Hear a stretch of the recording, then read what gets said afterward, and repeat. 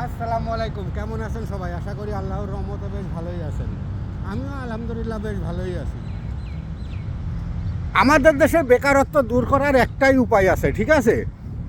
যে আমাদের দেশে কোনো বেকারত্ব থাকবে না যদি যেসব ছেলেগুলো বেকার আছে তাদের মা বাবের খেয়াল রাখতে হবে যে আমার ছেলে কোন বিষয়ে অভিজ্ঞ, আমার ছেলে কোন বিষয়টা ভালো চাই, মন থেকে চাই। এইসব বিষয়গুলো অবশ্যই জানার দরকার, ঠিক আছে? কারণ আপনি যখন আপনার ছেলের চাহিদা চাওয়া বুঝতে পারবেন তখনও কিন্তু আপনার ছেলে সাকসেস হবে, ঠিক আছে? কিন্তু আপনার ছেলে চাই ব্যবসা করতে, আপনি চান চাকরি করাইতে, ঠিক আছে? আপনার ছেলে চাই না কারুর কাছে কারুর গোলামি করতে, ঠিক আছে? কিন্তু আপনার ইচ্ছাই, আপনার পরিবারের ইচ্ছাই তাকে চাকরি করা লাগবে। এইরকম সিচুয়েশনের মধ্যে ওদের না ফেললেই সবচেয়ে ভালো হয়, ঠিক আছে? যেরকম মালয়েশিয়ায় একটা সিস্টেম আছে যে ছেলের বয়স যখন মনে করেন 12 থেকে 14 বছর কি 15 বছর হয়ে যায় তখন মা বাবা তাদের বাড়ি থেকে বের করে দিয়ে বলে দেয় যে তুমি এখন বড় হয়ে গেছো, তোমার মতো তুমি জীবনযাপন করো। হ্যাঁ, এটা হলো মালয়েশিয়ার একটা সিস্টেম, ঠিক আছে? মানে এইভাবেই চলে। কিন্তু আমাদের বাংলাদেশিরা কিন্তু এমন না।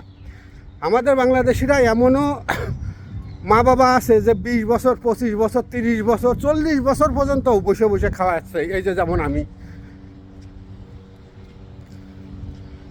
শুধু একটা কথাই বলবো যে ছেলে কি চাহিদার মূল্য দেন। প্রত্যেকটা মা বাবার উদ্দেশ্যেই বলবো যে ছেলে কি চাই। এখন ছেলে যদি অল্প বয়সে বিয়ে করতে চায়, ঠিক আছে, বিয়ে দেওয়া যাবে না, ঠিক আছে? কারণ নিজের পায়ে না দাঁড়ানো পর্যন্ত বিয়ে দিলে বিষয়টা ভালো দেখায় না এবং সে সাংসারিক জীবন তার কখনোই সুখী হবে না। বরং যদি ছেলেকে নিজের পায়ে দাঁড়াইতে হয় তাহলে বড়জোর লেখাপড়া 1 থেকে 5 পর্যন্ত নামটা লিখতে পারলে, একটু হিসেব কিতাব জানলেই আমি মনে করি যে আলহামদুলিল্লাহ, ঠিক আছে? কারণ আমি তো আমার 45 বছর বয়সের লাইফে তো আমি অনেক দেখছি। আজকে আপনি আপনার ছেলেরে উচ্চ শিক্ষায় শিক্ষিত করার পরে আপনি কি করলেন? আপনি একটা চাকরিতে দিয়ে দিলেন। চাকরিতে দিতে আপনার মনে করেন কত খরচ হইল? 5 লাখ, 7 লাখ, 10 লাখ, 25 লাখ। কিন্তু এই যে আপনি ঘুষ দিয়ে চাকরিটা দিচ্ছেন, এই টাকাটা তুলতেও তো তার ঘুষ খাওয়া লাগবে না?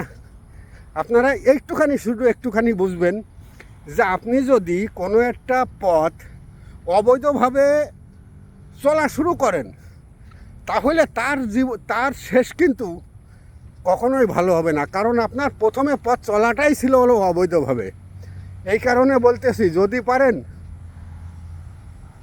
ঘরে বেকার ছেলে আছে, 50টা হাঁস, 50টা মুরগির বাচ্চা কিনে দেন, ও শখ করে পুষতে থাকুক।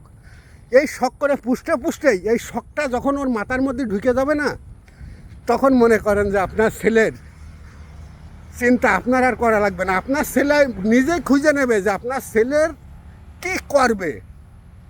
বিশ্বাস হয় না?